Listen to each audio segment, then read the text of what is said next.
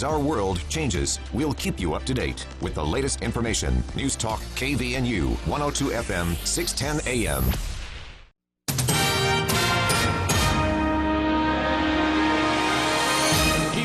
News time is 5:05. I'm Bill Walter with this news update brought to you by the Duck Hunter. As many of those who live here realize, Cache Valley and the nearby destinations offer a lot to do and explore, but many do not know there is an app you can download to assist with your local excursions. On KVNU's For the People program last week, Julie Hollis-Terrell of the Cache Valley Visitors Bureau talked about how this app came about. You know, we were actually approached by a man who was starting a company, and he had some ties here, and he said, I would love to start out by doing an app for you guys and do just your visitor's guide so that people can experience all the different things there are to do here in Cache Valley, and we can just download it from the App Store, and so we just worked on that together, and it's been brilliant. It's been so helpful, and the people who use it, it's easy to use, and it just gives you all the options you can think of at your fingertips. Living here, people sometimes forget about the great destinations that are here locally or just a short drive away. It's so true, and it's sad, kind of, but I think we're inclined as just people to take for granted what we have right around us. And, you know, this is a great year to take a vacation in your own backyard when you see the prices of gas and you recognize that other people travel from all over to come to Cache Valley because of the great things we offer here. Why don't you be one of them? Hollis-Terrell said if you want, you can even stay in a hotel for your staycation. You can also see everything the Cache Valley Visitors Bureau has to offer, including gifts and downloadable brochures at explorelogan.com. KVNU News Time is 5:07. KVNU weather tonight, mostly cloudy, chance of snow showers, slight chance of thunderstorms this evening. Low near 20. West winds 10 to 20 miles an hour early this evening. Chance of snow showers Wednesday morning. Snow showers likely and a slight chance of thunderstorms in the afternoon on Wednesday. Little or no accumulation. High temperature in the upper 30s. Slight chance of snow showers on Wednesday night, and then about a 40% chance of more snow showers and possible rain showers Thursday afternoon. Today's high was 34. Right now it's 29 at KVNU. KVNU weather brought to you by Adams Wealth Advisors. They want to understand your family, your job, your hobbies, and your goals to earn your long-term financial trust. Visit AdamsWealthAdvisors.com to schedule a time with an advisor today. John at the Duck Hunter asks, have you ever checked the dryer vent cover on the outside of your home? It could be broken, full of lint, or worse yet, you could have an unwanted guest living in it. John suggests you check your dryer vent today. And if you can't, call John at the Duck Hunter. He'll do a visual inspection, and if needed, run a camera through the dryer vent line to see what's going on in there. For a free consultation, call the Duck Hunter, 770-4813. We are the Duck Hunter. Breathe better, save money, protect your home. We are the Duck Hunter. KVNU News Time is 5:08. A 39-year-old Logan man is headed to prison for sexually abusing a teenage girl nearly 2 years ago. Alexander Perkins was taken into custody again after telling the court he was remorseful. Perkins was sentenced in First District Court Monday morning. He previously accepted a plea deal, pleading guilty to one count of aggravated sexual abuse of a child, a first-degree felony. Perkins was arrested and later released from jail in July 2020 when the victim's family contacted Smithfield City police officers. They described how the defendant, a family acquaintance, was seen on security cameras sexually assaulting their daughter. The case was delayed several times because of the coronavirus pandemic that limited in-person court proceedings. During Monday's sentencing, defense attorney Shannon Demler said Perkins was a good guy who made a lapse of judgment. He asked for a lighter sentence, explaining that his client had undergone an evaluation determining he was not a pedophile but needed treatment. Perkins said he made a mistake and crossed personal boundaries. He tearfully told the court he had never been previously arrested. Cache County Deputy Attorney Ronnie Keller said what Perkins did was egregious. He played video of the crime and a recorded phone call where the defendant admitted to being attracted to children for years. He also noted how the victim's family claimed Perkins had been addicted to drugs and pornography for years and allegedly molested a young girl when he was a minor. The victim's parents briefly addressed the court asking for Perkins to be sentenced to prison. They explained how their family had been traumatized by what happened. Judge Angela Fonsbeck sentenced Perkins to a term of 6 years to life. The exact length of incarceration will be determined by the Utah State Board of Pardons and Parole. KVNU News Time is 5:10. For more details on these and other stories, visit CacheValleyDaily.com. The latest news 24/7. News Talk KVNU 610 AM and 102.1 FM. This is Polka.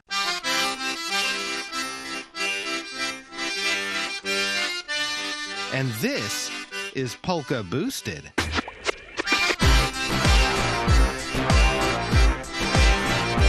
Boosted is better.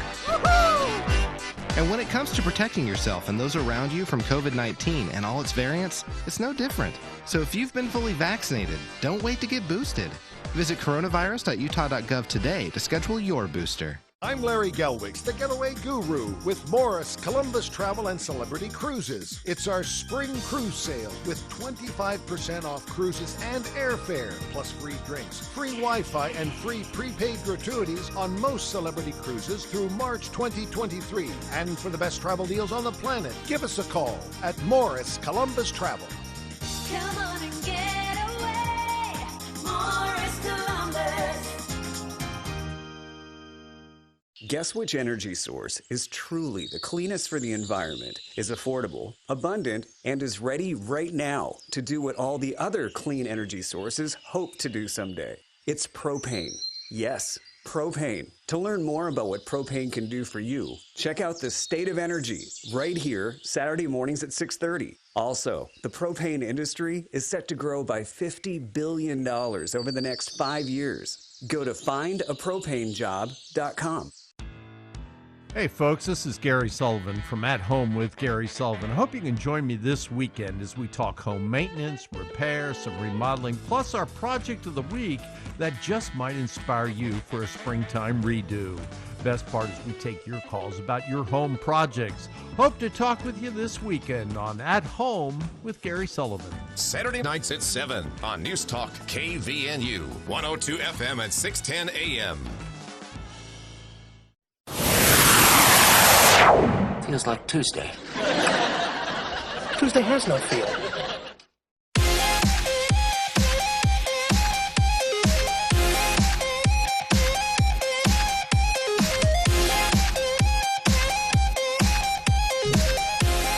Welcome back to KVNU's For the People.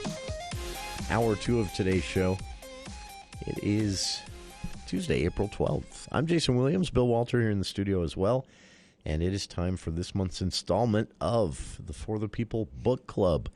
Sticking with a bit of a theme from the last month's segment where we talked about something related to the headlines around Ukraine and the Russian invasion there.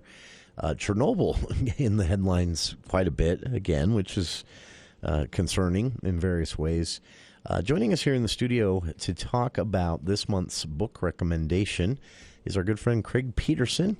And we'll be talking about, now correct me if I get this wrong, this is a lengthy title, Midnight in Chernobyl, The Untold Story of the World's Worst Nuclear Disaster, a nonfiction book by author Adam Higginbotham. And that is, whenever you hear the word Chernobyl, an untold story, the hairs on the back of your neck stand up just a little bit, right? They really should, yeah.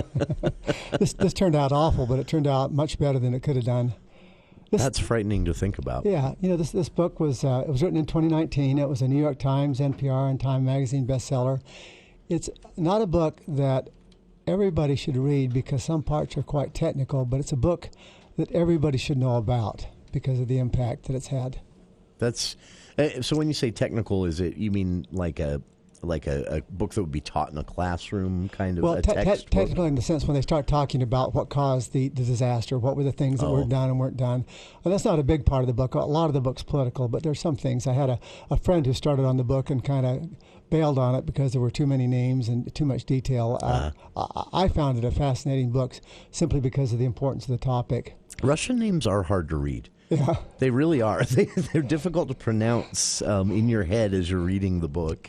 You know, it's interesting, Jason. A lot of times when I read a book, I can get to the end of the book and I won't remember a single name. I just skip over names. They're not important to me. It's what's important to me is what's happening. I'm the same way, especially with fiction. A friend of mine a little while ago was talking about a book he and I both have the top of our favorites for fantasy fiction, and he mentioned a name, and I said, well, now wait, who's that? And he said, it was the main character. How did you who's Frodo? But that goes a little far. Yeah, it goes too far. But yeah, I'm the same way. A lot of times I remember the story, and with nonfiction especially, I love learning, and so I'll tend to pick up details from a book that will stick with me forever. But I can't tell you the author's name or who any of the main players are, and I understand that. What I kind of want to do today, I want to talk a little bit about what happened with Chernobyl, but also a little bit about the impact that it had on the demise of the Soviet Union. I want to talk about the parallels between what caused the Chernobyl disaster and what the Russian experience was on the first phase of the invasion in Ukraine. There's some startling parallels. And then, if we have time, we can talk a little bit about the future of nuclear power. Oh, please. That is to save that till the end, but that is something that's always interested me because Chernobyl changed how we think about this in a way that we've never really bounced back from. We almost bounced back. Then we had Fukushima. Yeah. And that was kind of the death knell. Just enough to... Which is unfortunate because I still feel like nuclear energy has got to be a part of, the future of our energy portfolio as a country, as a globe. But, it's just so permanent what happens if something goes wrong in that. And Chernobyl was really an anomaly. It was an anomaly for a number of reasons that we'll talk about. That is... So the book, The Untold Story of the World's Greatest Nuclear Disaster, this was Midnight in Chernobyl as a title. I'm familiar enough about what happened to know this was...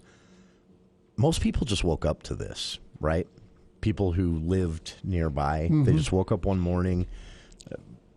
Everything was very different for them, and not a lot of time to evacuate. Yeah, and they actually after the plant was built, they created a town next to Chernobyl. It had 50,000 people, and the sole purpose of the town was to provide the infrastructure.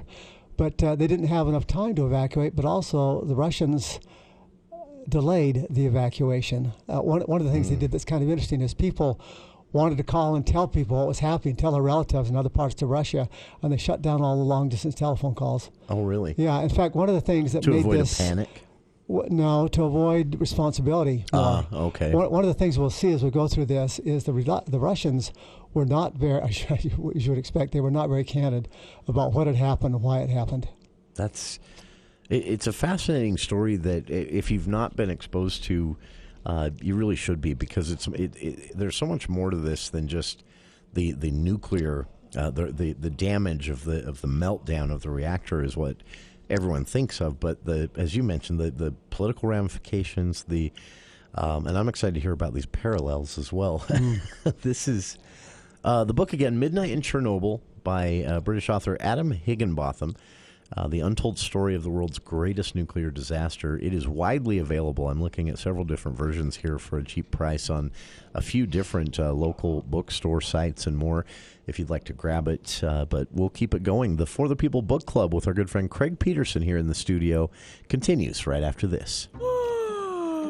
After that long, cold winter, my green grass blades are dingy, yellow, and smashed down. I need a little help waking up. Oh, and I need help fighting off those pesky weeds. What can I do? Don't worry, friend. Logan Extermination helps lawns come out of tough winters. And right now, they have a special on pre-emergent and fertilizer application. It'll keep weeds down and green up your grass for only $55. Call Logan Extermination for details. 752-8450. Based on maximum 5,000 square feet. Can you imagine what it would be like if you only had one option to choose from when buying a new car? Or while grocery shopping, you could only choose one cereal? Sounds crazy, doesn't it? Hi, this is Matt Robbins with Quality First Insurance. This may be the problem with your insurance. You're settling for one company's rates with no other options available. Auto Owners Insurance and Quality First will give you options. Quality First Insurance, 752-0101. For more information, go to q1ins.com. Hey, this is Grace Gosted. I'm a singer-songwriter, and like many, I've been traumatized by years of bullying. You're ugly, you're stupid, you're gay, you're worthless. Bullying causes real harm and can result in severe long-term depression, anxiety, addiction, and even self-harm. I created the Black Box Project for anyone who has ever felt different for any reason. Go to theblackboxproject.org to help you take the first step to healing. You are not alone.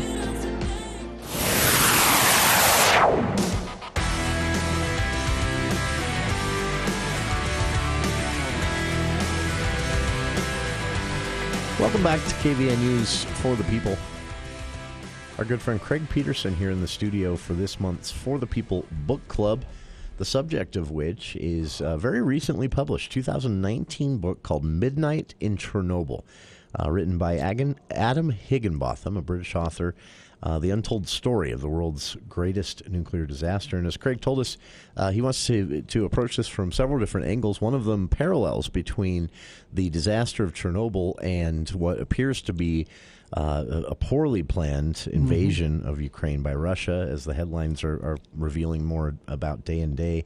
But also you said, the ramifications of this, not just politically, but when it comes to the future of nuclear energy, all of that. So we'll try and squeeze it in. Correct me if I'm wrong. I believe you said you wanted to start with kind of what happened. Yeah. So, Jason, what's the most famous equation in the world? Most famous? The relativity. Yeah.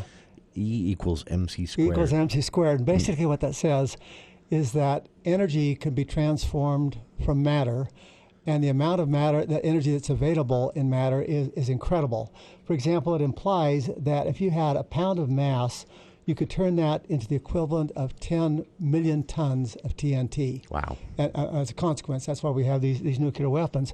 What a nuclear reactor, a nuclear power plant does is essentially it's a controlled nuclear reaction. So you're splitting uranium nuclei by bombarding them with neutrons. But what they do is they have rods that you insert, and these rods absorb part of the neutrons so that the reaction doesn't go as fast. And then you also have water that cools in case something goes wrong so that you can keep the temperatures down. But what happens is the reaction creates heat, the heat creates steam, the steam turns turbines, and the turbines generate electricity. So that's kind of the physics of the whole thing. Sure. Chernobyl they started construction in 1970. It's about 100 miles from Kyiv. And they had 4 reactors, but the reactors there were different than the reactors that were used in other countries. For one thing, they were much larger, and they actually were more efficient. But the problem was that because they were so much larger, they were harder to start up, and they were harder to stop. It's like a comparison between trying to stop a semi-truck versus a bicycle. And so you've got this gigantic reactor, and somehow they had this need to kind of tone it down. And what had happened... And you couldn't just switch it off. No, right? No, it's much more difficult. It had to be phased down. And if you make mistakes, then you can have all kinds of problems. So there were 4 reactors, and there was one of them that still wasn't online. It was reactor number 4. And the test of it was a couple of years overdue. And so there was a lot of pressure to get this thing going. And the guy who was the director of the plant was a guy who knew virtually nothing about nuclear energy. He was there because he was a party operative. He didn't ask questions. He was loyal to the party, and he was able to get things done. They also had some fairly inexperienced technicians, and they were used to kind of cutting corners on things. And actually, the Soviet scientists knew that this particular design, which was only used in the Soviet Union, had some flaws to it. And it actually had a previous mishap. They'd had a mishap a number of years ago where they'd had to evacuate 100,000 people. Oh, really? Previous to this, yeah. But the Russians actually kept it quiet for decades, probably, wow. in terms of what happened. But anyway, so the disaster itself happens in 1986, and I won't go into the details. The book talks about some of the details, but basically the issue is they simply can't turn this thing off, and they can't turn it off because of some design problems, because of its size, and because of some operator error. The core of the reactor ended up being exposed. The temperatures in the reactor actually got to the point where they're almost as hot as it would be on the surface of the sun. That's hard to imagine. And it's amazing that could be contained at all. Yeah. That's fascinating. The worst case on this, there was kind of two worst cases. One is that the reactor could have literally melded through. Remember the movie The China Syndrome? Remember where that came from? Actually, that came out just after 3 Mile Island. 3 Mile Island, they couldn't have had better timing on that. I didn't realize but that. The notion was that the reactor would sink down through China. Yeah. And that wouldn't have happened. But actually, what they're worried about is it would sink further enough down that it would have contaminated the groundwater for 30 million Ukrainians. Permanently, right? The other possibility was that it would spew, an explosion would spew radioactive fallout into the atmosphere and make a good part of Europe uninhabitable for 100 years. What actually happened wasn't quite that bad. There was about 30 tons of radioactive material that was scattered around the immediate area. Sure. There was about 7 tons that went into the atmosphere. But the levels of radiation were such that a 3-minute dose was lethal. So they actually sent workers in there later on to help, and those workers would literally work 3-minute shifts, and they had to pull them out. Otherwise, they just couldn't protect them. There was a 2,000-ton lid on this thing of concrete and steel, which was flipped off like a coin. Wow. And the aftermath of this whole thing of Chernobyl is there were 31 immediate deaths. People died from radiation poisoning. The estimate is that 30 to 60,000 people died long-term because of radiation. Lots of other people had all their kinds of health problems. Their teeth fall out and they become sterile and stuff like that. Sure. They evacuated 300,000 people from the area. There's a 20-mile radius that's still essentially unpopulated. There are a few people that live there, but they live there illegally. Really? They had to kill 20,000 animals. Oh, wow. The cleanup cost was $68 billion. And the time until it can be habitable, until people can go back into this 20-mile radius area and live again, the estimates vary from 300 years to 10,000 years. Wow. That's hard to believe, isn't it? So, somebody comes to you and says, I've got a DACA in Chernobyl for you to buy. Don't buy it.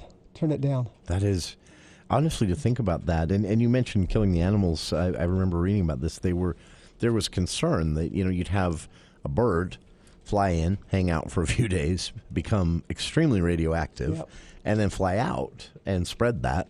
And so they were literally hunting anything they could. It's just frightening to think about. There was a story just from, not to jump ahead to the parallels with what's going on in Ukraine right now, but a story just recently to kind of drive home the radioactivity of this.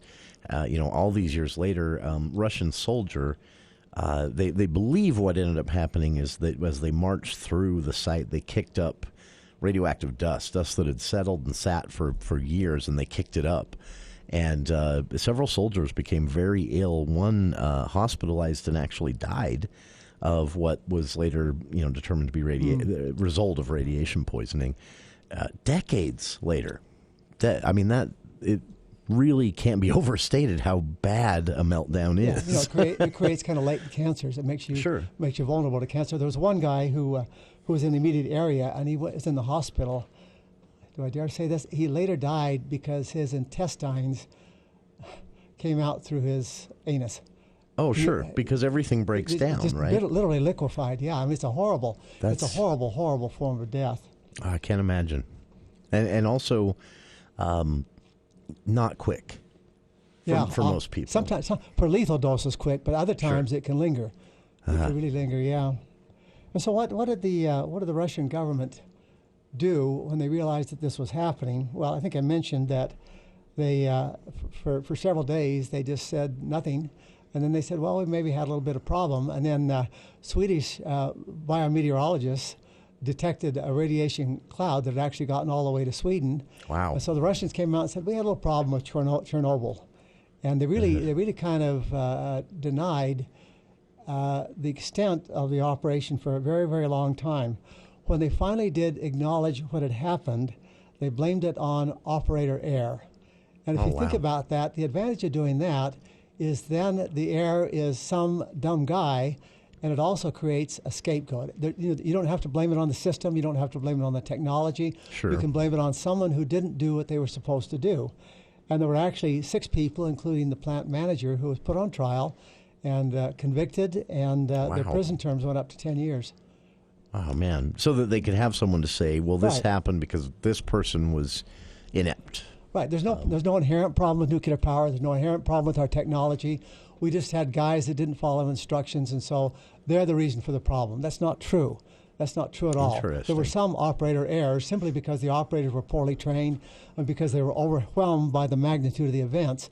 But as indicated earlier, the thesis of the author is the problem wasn't so much operator, it wasn't even so much technology as it was maybe the political system of the time. Interesting. That's, and it reminds me of a news story just recently. A lot of speculation, around the story on what it really means. But Putin blaming his generals, saying he selected by name 2 different generals, and he said, this isn't going well, our invasion of Ukraine, because these 2 misled me about what it would take, how many troops we needed to send, and all. And then there was an immediate response, which was, well, that's not true. This was planned out by all of us. We all agreed to the same plan, and that back and forth. And it reminded me of you saying they had to find the scapegoat for the mistake. Yeah. So obviously this is a Russian government pattern, to say the least. And the irony about it, though, is this was a 1986 phenomenon. You had a change in the system, but still in Chernobyl now, when we talk about the perils, we'll see that some of the same things are inherent in the Soviet in the Russian system. That's so interesting, especially when you consider there are vast differences between Russia today and the USSR, and yet some things apparently didn't ever change. Yeah, that's fascinating. A lot of the things that didn't change are reverted back because of Putin. There are some things that did change, particularly in the Gorbachev era, and even in the early Putin eras. I've had a number of people. I think President Obama made the comment that Putin's not the same man that he was 5 years ago. Sure. And a number of people suggested that his whole nature has changed in some way. And that seems to be such a almost predictable trajectory for dictators, that they tend to have. We talked about this a little bit last month, that they tend to have this trajectory, again, that is a bit predictable. We're talking about Midnight in Chernobyl, a book by British author Adam Higginbotham. It's a nonfiction book subtitled The Untold Story of the World's Greatest Nuclear Disaster. But we're talking about it from the perspective of today's headlines, what's going on in Ukraine, mistakes, obviously, that Russia made in the planning and exacting of their planned invasion of Ukraine, and the blame game going around. But as Craig said, also some parallels to the fall of the Soviet Union and the culture around all of this, even in the headlines today. The book, again, available everywhere you could possibly imagine. It was recently published, 2019, by, again, Adam Higginbotham, easy to remember name. Midnight in Chernobyl, the untold story of the world's greatest nuclear disaster, the topic of this month's For the People Book Club with our friend Craig Petersen here in the studio. And we'll be back with more right after these headlines with KVNU's Bill Walter.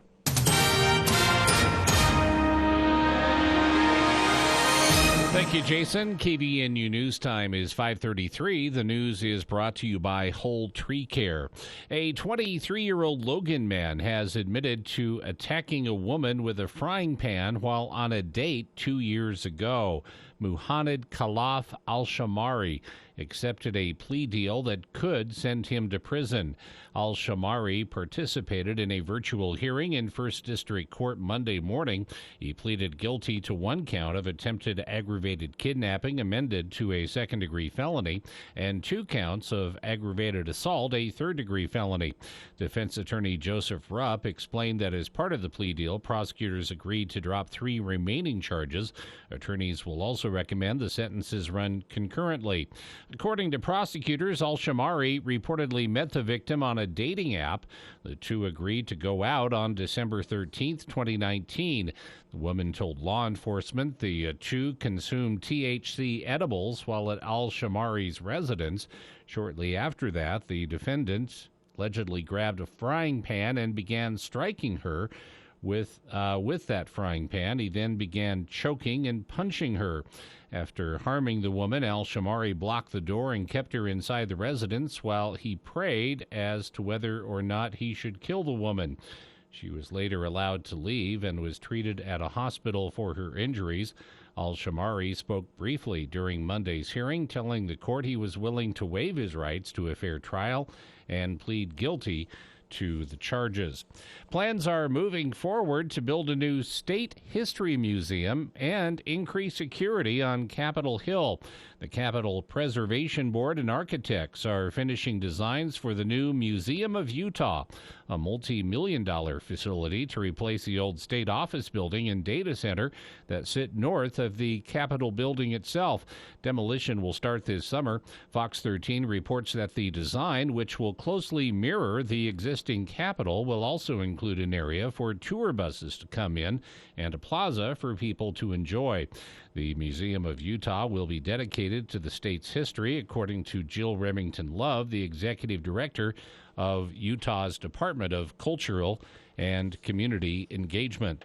And Governor Cox plans to sign law enforcement, mental health, and education bills today. A ceremonial signing for law enforcement and mental health bills was expected to be held earlier this afternoon on the south steps of the Utah State Capitol building. A ceremonial signing for education bills was to be held at Hillcrest Junior High School in Murray. During the legislative session, lawmakers approved a $25 billion budget, which included a notable increase for public education funding. According to Senate President Stuart Adams, he said record educating funding 9% overall funding for education is phenomenal. The budget was the largest ever, driven by the strong economy and additional spending from Washington, D.C.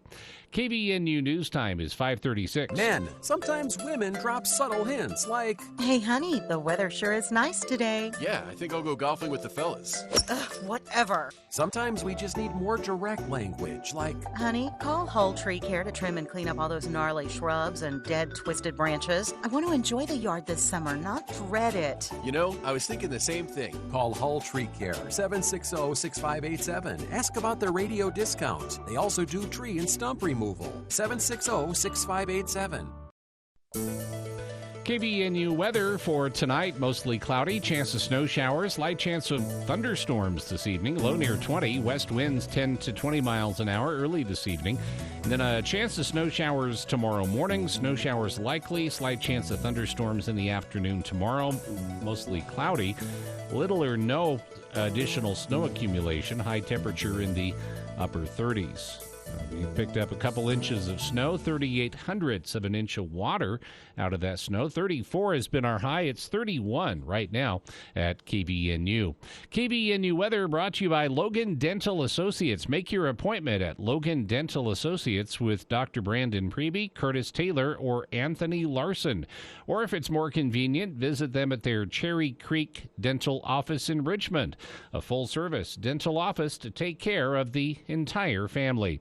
For more details on these and other stories, visit CashValleyDaily.com. I don't know how else to say this, Dad, but here it goes. It's time for the famous West Motor Rodeo Day sale.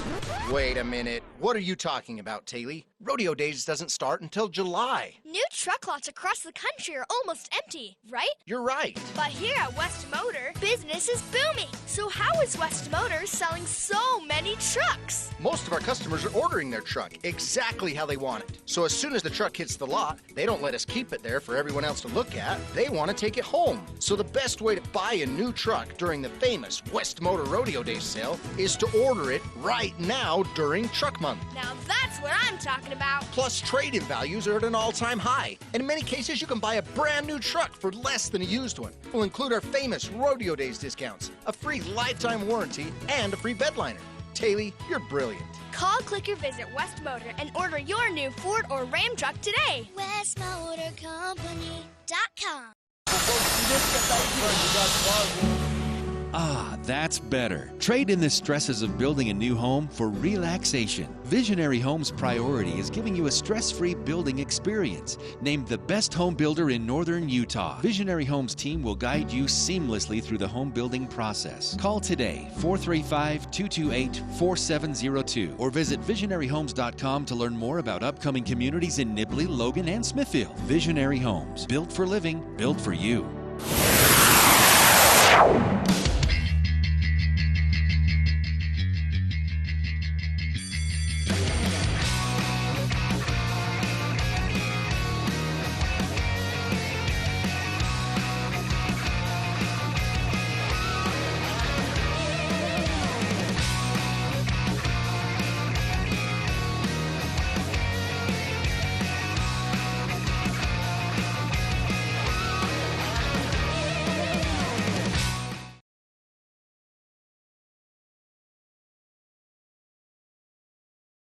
The KVNU's For the People Book Club with our good friend Craig Petersen here in the studio this month, talking about Midnight in Chernobyl by author Adam Higginbotham, a British author.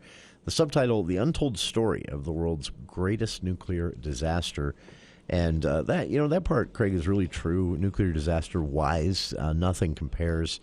But it's fascinating to me also the longevity of the effects of this, what in the end was really a few hours of catastrophe that just had, ramifications to last decades, still aren't over, or still aren't finished as far as the effects on the environment and things like that, the people.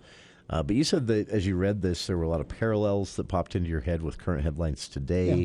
A lot of things that made you think about the fall of the Soviet Union itself and it becoming the Russia we know today. That's fascinating to me that this one event could encapsulate all of that. The author has a couple of theses in the book. The first one was that the Chernobyl disaster had a significant impact on the demise of the Soviet Union and the old Soviet Union falling apart. And of course, what Putin's trying to do right now is to recreate it. I mean, that's sure. That seems to be his objective. But anyway, the idea goes something like this. The old communist system was touted as being vastly superior to capitalism. For example, remember Nikita Khrushchev came to New York and had a famous meeting with Richard Nixon. And his famous statement was, "We will bury you." Yeah. And the notion was your system is just inherently inferior. And they had an aggrandizement of science. Science almost became a religion. And there was a great deference for their leaders. What happened, there were two things that the author identifies as being significant in the demise. The first one is Chernobyl, and because what it did is it showed that science was fallible, that leaders were fallible, and it kind of created cracks in the system. And also, people realized that they hadn't been treated very honestly. The second thing, the one that may have had even a bigger impact, and this is fairly generally acknowledged, was the war in Afghanistan and the arms race, which effectively bankrupted the Soviet Union. We got to the point where they were spending a much larger percentage of their gross domestic product on defense in the United States, but our economy was so much larger that we could deal with it, and they couldn't deal with it. They couldn't absorb the expense. But basically, the author's contention is that those two factors were the two major things that caused communism and the Soviet Union finally to fall apart. That's interesting. That's especially when you consider, for the general public, most of our exposure to that was in, the attempt to cover up the lack of transparency, even after the fact of what actually happened. But that, is a little kind of a pointer to systemic problems within a government sometimes. That's interesting. Second issue, then, the other related issue, when we want to talk about some parallels. So, the second author's thesis is that this disaster probably had more to do with the political nature of the Soviet Union than it did the inherent technology of nuclear power. You mentioned the director of this site was a political appointee with no experience. Experience as not relevant. Experience as a manager, but no experience in nuclear technology. And the consequence was that when this disaster occurred, that he really didn't have the understanding to talk with his technicians. They weren't speaking the same language. He couldn't really understand what they were telling him and the implications of what they were telling him. And so there were just things done that probably wouldn't have been done had you had a nuclear scientist in charge of the plant. But let's just talk about some of the things that went wrong with Chernobyl and kind of the Chernobyl nuclear disaster, and kind of think about the parallels that those have maybe with what's happening with the first phase of the Russian invasion. And I say first phase because I think the first phase ended up being a disaster for the Soviet Union. I'm not sure that the second phase is going to play out exactly the same way. There's some significant differences. Smaller scale. Smaller goals, scale. Right? Also a region that is much more pro-Russian on the east, and also a region that's much flatter. The terrain really favors a large-scale invasion much more so than the region around Kiev. But at any rate, here's what happened at Chernobyl, and kind of think about how this correlates to what happened with the first phase of the Russian invasion. First of all, in the Soviet Union, there was this kind of infatuation with giantism, big things. Yeah. You look at the structures that they built. You look at these reactors, which were huge. And the invasion is kind of the same thing. They thought that sheer force of will, sheer force of troops, sheer force of technology, that the Ukrainians would just capitulate and basically welcome them to come in. Sure. A second one was that the information about the disaster wasn't conveyed by the technicians to the plant leader, and it also wasn't conveyed by the plant leader to the upper echelons of Russian government, to Gorbachev, but also to the scientists. Wow. That's come out consistently that nobody has really given Putin, that he hasn't been given accurate information about a lot of what's going on, it seems. Sure. He's been told, yes, we can do this, exactly. It'll be fine. Well, he was told that when the Russian troops invaded, that they'd be greeted with flowers by the Ukrainians. Sure. That they would welcome them as liberators. And that within a week or so, they'd been installing their own government. Yeah, exactly. This would be a simple thing. Not what happened. A simple thing, yeah. Another thing is that the structure, the leadership structure in the old Soviet Union was a top-down structure where decisions were made at the top and people at the bottom weren't given a lot of opportunity for independent decisions. Sure. I think that's exactly what happened in the first invasion. Another thing that happened is that people were afraid to be candid in their assessments to the leaders. They didn't provide them important information because they were afraid to. And a big part of the system had to do with saving face. You didn't want to be known as someone who couldn't do your job. And so what you do is you simply you misconstrue the information, or you try to place the blame on somebody else. That happened at Chernobyl. It also happened during the invasion. That makes sense. You have one individual who's saying to themselves, well, I don't want to be the one to first and only one to come forward and say, well, this might not work, or things seem to be going poorly. And so they pretend everything's fine. Yeah, and that's what they pass on back up, yeah, right? And the penalties for failure are pretty severe in many cases. Another issue had to be with the corruption of the system, that in Chernobyl, they had problems with replacement parts, they had problems with the quality of the original equipment. And part of the reason was because a lot of this equipment came through a procurement process that was simply meted out to cronies. You didn't get it because you were the best guy. You got it because you were an oligarch, because you were a friend of Putin, or you're a friend of somebody else. You knew someone who knew something. Yeah, and that same thing happened in Chernobyl. The equipment that the Russians brought in there, a lot of it did not Chernobyl, but the Ukraine on the invasion. A lot of the equipment just didn't work. It was substandard equipment. They couldn't replenish the equipment. There was a lack of commitment on the part of a lot of the troops. They weren't committed to this. That was true in Chernobyl a little bit. Another issue has to do with disregard for life. When they got on the cleanup phase, people were sent in there, and basically they were just sacrificed. They knew that they were going to experience lethal doses, but they allowed them to have that happen. Same thing happened rather with Russian than troops. generate news stories that say, well, no one should go in there right now. It's that bad. Yeah. Instead, they sent these cleanup teams in knowing they were killing them. Exactly. And the same thing happened when the Russians went into Chernobyl just a couple of months ago. The troops went in there, and the troops pulled out, but some of those troops are now having medical problems because they didn't recognize that the impact of the radiation on them. That's another issue is lack of coordination. with the invasion, one of the major causes for failure, apparently they couldn't coordinate with one another. And sometimes when they did coordinate with one another, they were doing it on their cell phones. Those cell phones weren't encrypted, and the Ukrainians were listening in, and they knew everything that was going to happen. Sure. A little bit the same thing happened with Chernobyl, that whereas in the United States you have a single agency, the Nuclear Regulatory Commission, in charge of all nuclear power issues, in Russia it was fragmented. And they simply couldn't coordinate with one another. As I look at this and I see what happened now 35 years ago and what happened in the last month, there's some kind of interesting parallels to suggest there are a lot of things in Russia that haven't changed since the Soviet Union. That is interesting, which then, begs the question, is it cultural? Is this, even outside of, obviously it's political, part of their governing system contributes to these breakdowns in effectiveness, but is there something cultural to it as well? And I think there is. Russia has a long tradition of despotism. If you look back to the early rulers like Catherine the Great and Peter the Great and so forth, they were great leaders, but they were despots. They were cruel or they were ruthless. You don't have an ingrained tradition of openness and freedom and democracy in the Soviet Union like you do in other countries. Sure. Which brings with it challenges. We were talking about primaries last hour, and that's a good example of, something that can keep the system healthy. People having to run in a public and transparent way to keep a position of power. Not exactly the way it's done in Russia, right?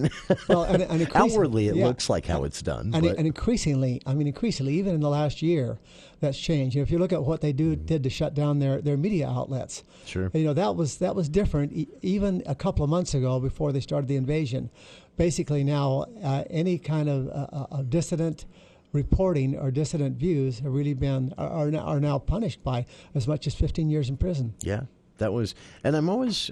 I guess I shouldn't be, but I'm always surprised as a naive American at the loyalty of the Russian people to the system that so clearly to outsiders has these flaws. There was a story recently of an editor of a famous Russian newspaper who kind of bucked the censors and was in hiding in the U.S. and had been for years, and he was beat up on a train in New York City last week or 2 weeks ago by... he was headed to New York City. He was beat up on a train leaving Russia, he was out of the country, but he was beat up by two Russian men on the train who said, "This one is for our boys," meaning, soldiers at war fighting for Russia's invasion. And they beat him up on a train on his way to Denmark or something like that. Mm-hmm. That has always shocked me because I always sit back and think, how do people not see? How is there not this high level of cynicism that basically undermines the legitimacy of any governing body? And yet, they're very loyal, a lot of them, to the system. But Jason, you say that as one who sits in the United States sure. with access to an incredible diversity of information. Sure. And that just isn't the case in the Soviet Union, particularly now. And that's key, right? Yeah. It's fascinating to talk about these parallels. As you said, something 35 years ago. It's being so relevant today to current headlines. We're talking again about Midnight in Chernobyl by Adam Higginbotham, author, published this book in 2019, so it's fresh, and it's available everywhere. The untold story of the world's greatest nuclear disaster, and as Craig has said, a lot of parallels between headlines you're seeing around the Russian invasion of Ukraine today and also the overall history of Russia, its rise and fall in various ways and various iterations. We'll keep talking about it. On the other side, Craig mentioned that this book also made him think a little bit about what's happened with nuclear energy in general, our attitudes towards it. If you think about it, this has basically been on pause as an energy option for the last 30 years. Why? Well, we'll talk about that as well. We'll be back with more of the For the People Book Club and our good friend Craig Petersen here in the studio right after this. Hi, it's Congressman Blake Moore here. Like many of you, I grew up next to the runways of Hill Air Force Base, with the familiar sounds of freedom flying overhead. Utah's defense industry has doubled since 2015, making up 10% of our state's GDP and supporting over 200,000 jobs. As Utah's only representative on the Armed Services Committee, my number one priority has been meeting the needs of Hill Air Force Base. That means fighting for the F-35 program, nuclear modernization, and a locality pay that covers Utahns' living expenses. I want to thank our uniformed personnel and their families, as well as the tens of thousands of Utahns working to support our national defense. Your service helps America fly, fight, and win, and I will continue to advocate for your priorities in Congress. To learn more about how we've delivered for Utah's defense community, visit my website at blakemore.house.gov. Paid for by official funds authorized by the U.S. House of Representatives. This is Jill Anderson, CAPSA's CEO. April is Sexual Assault Awareness Month. CAPSA is partnering with Utah State University to increase awareness for the importance of starting by believing when a survivor of sexual abuse shares their story. When survivors hear "I believe you," it helps with their healing. Learn more about CAPSA's free and confidential services at capsa.org. When the bills from your accident pile up, it's time for you to consider professional legal counsel. Get the Bear, Berenson and Caldwell. I'm Amber Kizzer. Berenson and Caldwell helped me get through an auto injury accident. It was not a situation I could have handled on my own. I needed an attorney because I was being harassed. With Berenson and Caldwell, I didn't feel like I had to worry about things. I couldn't deal with the pressure and the stress of it, and he took all that away. I would absolutely recommend them. I would get the Bear. Visit BerensonLaw.com to instantly connect and receive a free case review of your injury. BerensonLaw.com.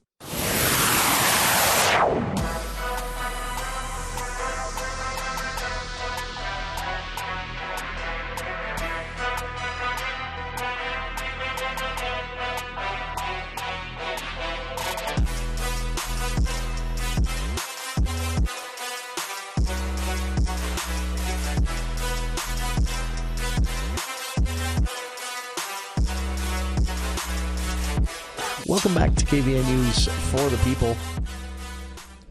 Our For the People book club wrapping up here in hour 2 with our good friend Craig Petersen here in the studio talking about Midnight in Chernobyl, the untold story of the world's greatest nuclear disaster by Adam Higginbotham, a nonfiction book with, as Craig has said, parallels to a lot of headlines you're reading today with the ongoing Russian invasion and attempted occupation of Ukraine and Ukraine fighting back. Parallels to why that's breaking down, parallels and examples of why Russia has seen, such political upheaval, including, the entire governing system collapsing and morphing into another thing. And now, as you mentioned, kind of morphing back a little bit with Putin, at least in the latter years here. And you said the final thing this book really got you thinking about is nuclear energy in general. And obviously Chernobyl's had an effect. Everyone knows what it is. If they don't know details, they know it was a nuclear disaster that killed a lot of people and has left a 100-mile square area still pretty not fun to hang out at. You don't want to go have picnics there. 30 years later. It's such a vivid, horrific example that it kind of feeds into people who oppose nuclear power. So, Jason, what are the other two most famous nuclear plant disasters? You mentioned 3 Mile Island. Uh-huh. That's one that, which actually, a total aside here, we don't have to talk about this. That one actually scares me a little more. Not on the scale it was on and where it was at, but yeah, taken somewhere else on a larger scale. Anyway, and then the Fukushima, after the tsunami flooded the city, basically. So here are the effects of those two. 3 Mile Island was completely different than Chernobyl.